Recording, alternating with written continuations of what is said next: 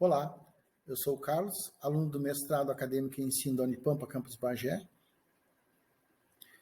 O título do meu trabalho é Análise da presença de indícios de elementos metacognitivos em alunos do Laboratório de Física 3.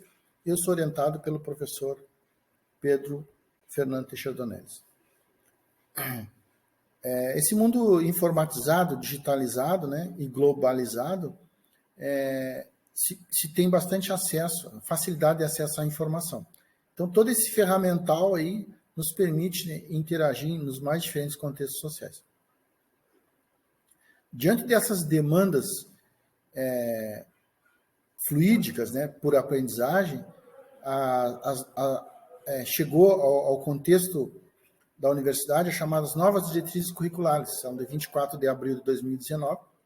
Então, elas estabelecem que essa nova aprendizagem, essas novas diretrizes, esses novos norteadores de aprendizagem, deve-se estimular as atividades que articulem simultaneamente teoria e prática e o contexto de aplicação necessários para o desenvolvimento das competências. Então, nesse contexto de simultaneidade de teoria e prática, se apresentam as atividades experimentais, são aquelas atividades de montagem aliadas à metacognição que podem qualificar ou potencializar a aprendizagem. A metacognição, então, é um termo que vem de 1970, foi primeiramente mencionado pelo psicólogo John Huxley Flavel, e ele entendia a metacognição dividida em duas partes, que é o conhecimento do conhecimento, é a reflexão sobre o que sabemos e o que não sabemos, e a possibilidade de planejar, monitorar e avaliar os requisitos de uma tarefa. No slide seguinte, então, nós temos algumas imagens dos alunos trabalhando em laboratório. E, na sequência, então, nós temos o questionário metacognitivos que nós aplicamos na produção dos dados. Foram 26 respondentes, 17 perguntas entre assertivas e negativas. E na tabela seguinte, então, nós temos três grupos, o grupo das concordâncias, forte concordância e concordância, e discordância parcial e forte discordância, e um grupo de indecisos.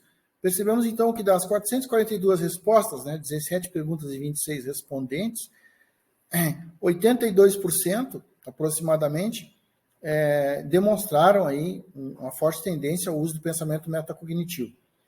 37, ou 8,4%, demonstraram estarem indecisos, e uma discordância em relação ao que nós esperávamos, um grupo das discordâncias, discordância parcial e forte discordância, de aproximadamente 9%.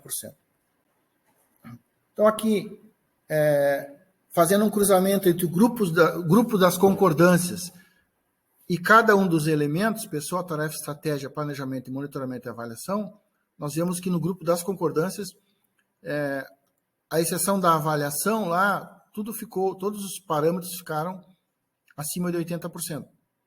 O que denota um uso, um uso bastante frequente. O aluno realizou, de certa forma, a tomada de consciência, com relação a esses elementos, pessoa, tarefa, estratégia, planejamento, monitoramento e avaliação.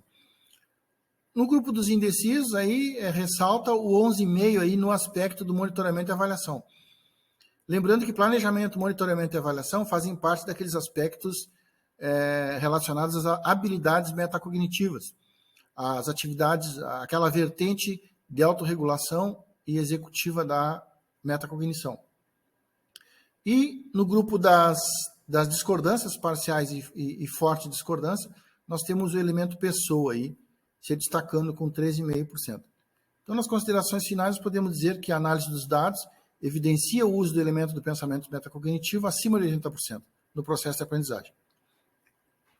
Porém, os mesmos dados do grupo das discordâncias em relação ao esperado indicam a necessidade de uma análise mais aprofundada para uma possível revisão das estratégias sobre a tomada de consciência do elemento pessoa e ao uso das habilidades de monitoramento e avaliação no processo de execução das atividades. As nossas referências bibliográficas, muito obrigado.